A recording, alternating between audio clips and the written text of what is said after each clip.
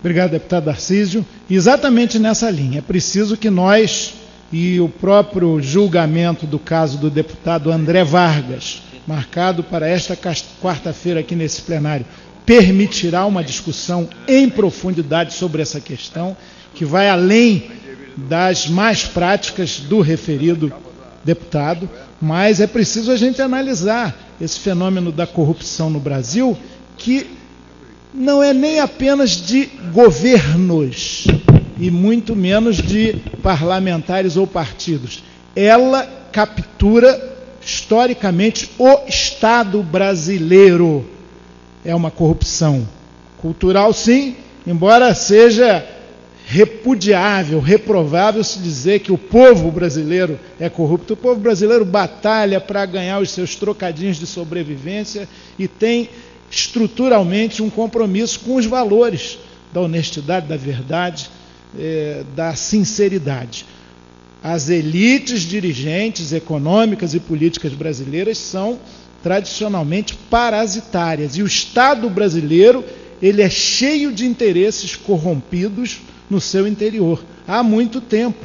Daí se falar em corrupção, do levar vantagem em tudo, larvar cultural, sistêmica, institucionalizada.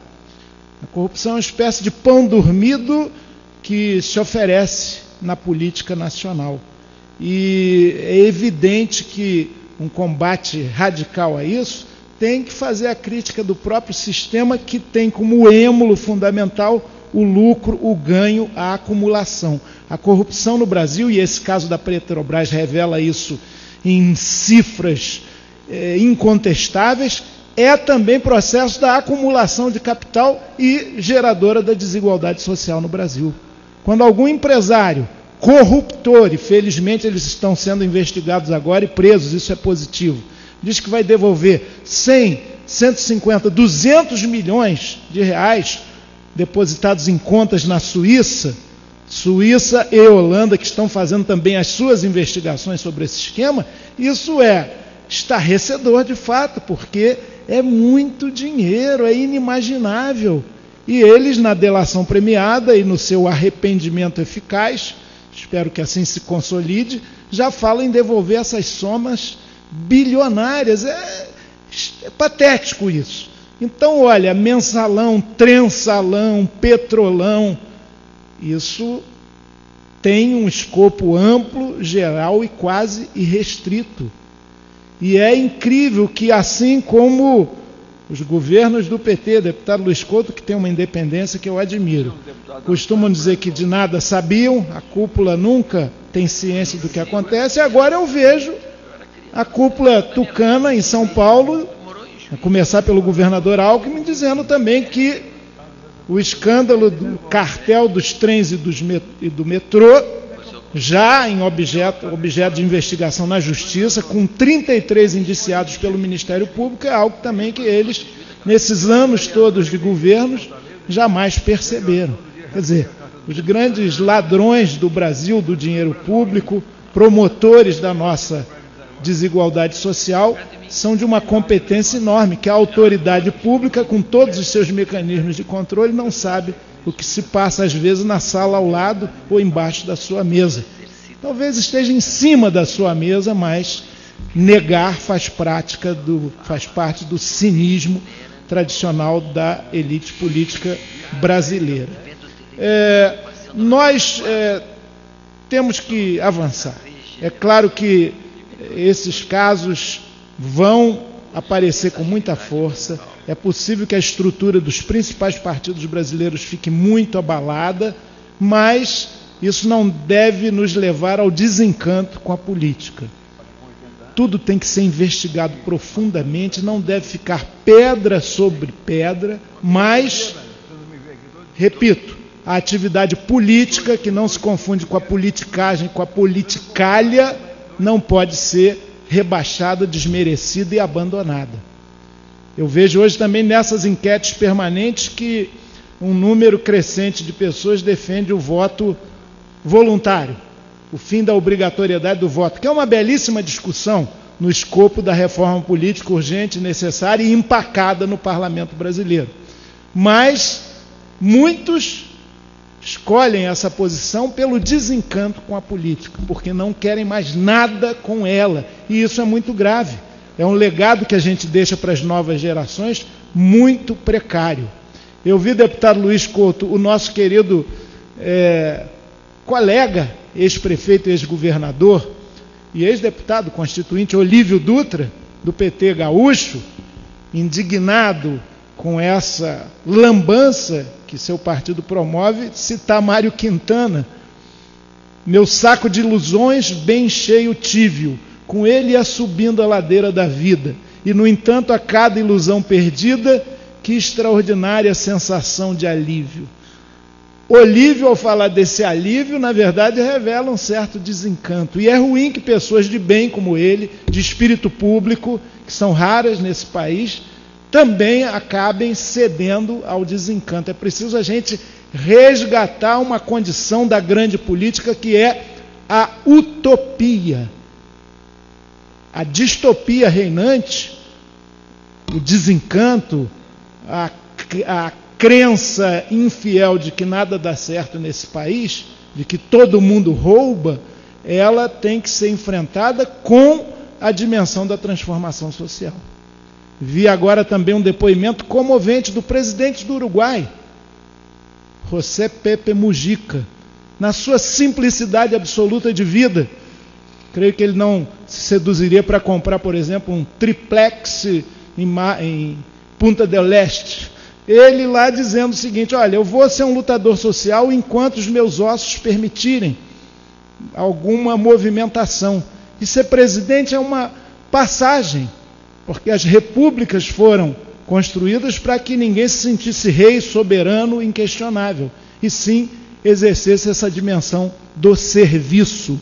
O próprio Papa Francisco, que é também uma novidade interessante, que nos resgata muita esperança para o mundo, sejamos católicos, cristãos ou não, ele insiste em dizer que essa dimensão da mudança ela é fundamental. Recentemente, em 28 de outubro, ele falou no encontro com representantes de movimentos populares o seguinte: os graves problemas sociais não são inevitáveis, são o resultado de uma prévia opção de um sistema econômico que coloca os lucros acima da pessoa, de um sistema em cujo centro está o Deus dinheiro e não o ser humano. São os efeitos de uma cultura do descarte, que considera a pessoa como um bem comum, que pode ser usada e depois jogada fora. Esse sistema econômico também precisa saquear a natureza para sustentar o ritmo frenético de consumo que lhe é inerente. Digamos juntos com o coração: nenhuma família sem moradia, nenhum agricultor sem terra, nenhum trabalhador sem direitos, nenhuma pessoa sem a dignidade que o trabalho dá. Concluo, senhor presidente, senhores parlamentares e aqueles que assistem essa sessão, e os servidores da Câmara que a fazem depois se perpetuar nos anais aqui da casa, que é preciso, a cada ponto, um contraponto, que é preciso fazer a crítica, mas também a proposição. Nesse sentido, a esquerda, que aposta na igualdade estrutural dos seres humanos, tem que rever muito de suas práticas e de seus conceitos, recuperar lá a velha tradição da autocrítica, que anda muito esquecida, e ressignificar o próprio ideário socialista, que não pode estar divorciado da ideia da radicalização da própria democracia, através dos elementos institucionais, uma profunda reforma do legislativo, de mais democracia e transparência também no judiciário, dos procedimentos e práticas dos executivos, combinando com participação popular permanente, direta, o que a nossa Constituição, de alguma maneira, também já prevê, mas não me refiro só a consultas plebiscitárias e de referendo, essa participação cotidiana, na vida da própria cidade, do seu bairro, da sua rua. E isso vai significar uma mesa de diálogo entre as forças que querem a mudança nesse país, para estabelecer alguns que já existem.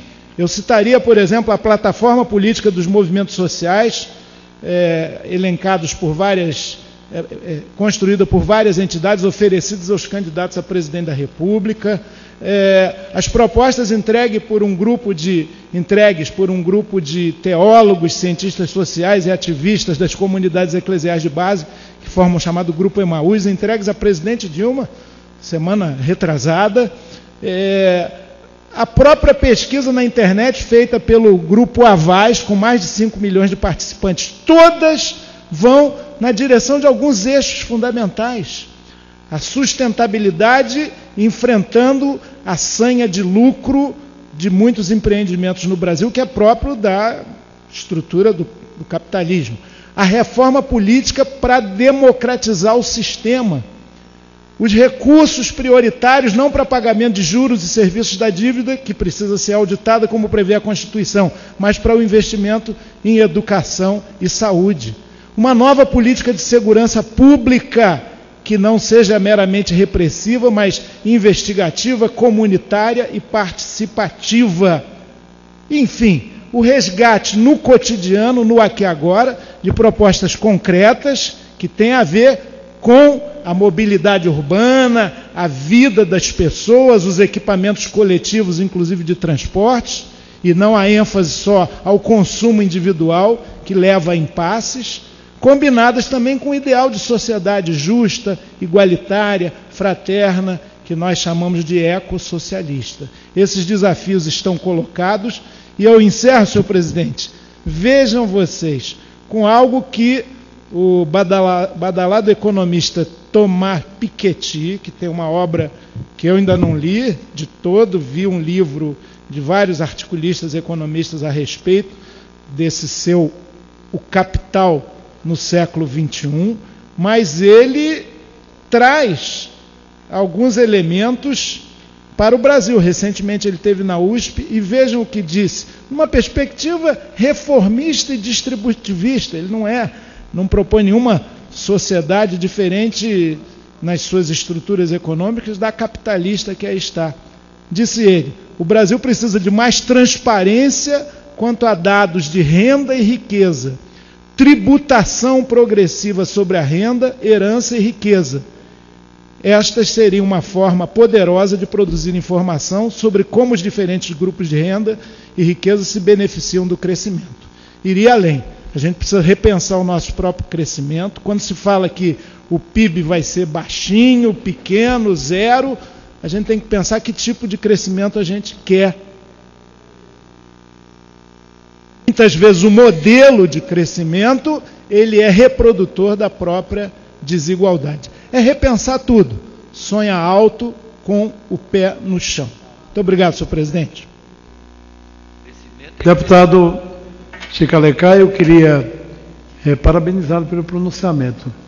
Dizer que nós podemos dizer que esse seu pronunciamento pode receber aquela palavra latina imprimato, ou seja, porque Vossa Excelência coloca aí, e eu me lembro agora, da passagem de Jesus indo à casa de Zaqueu. Quando chega na casa de Zaqueu, todo mundo falava mal, porque Zaqueu era cobrador de impostos e tudo que ele tinha de bens tinha sido conseguido através do roubo, da opressão, principalmente dos órfãos e das viúvas que eram oprimidos, né? E Zaqueu fez uma declaração, diz, olha, eu vou devolver metade dos meus bens aos pobres. E diz, e se eu roubei? Ele não diz ainda que roubou, mas se eu roubei, eu vou devolver 4 vezes mais aquilo que roubei.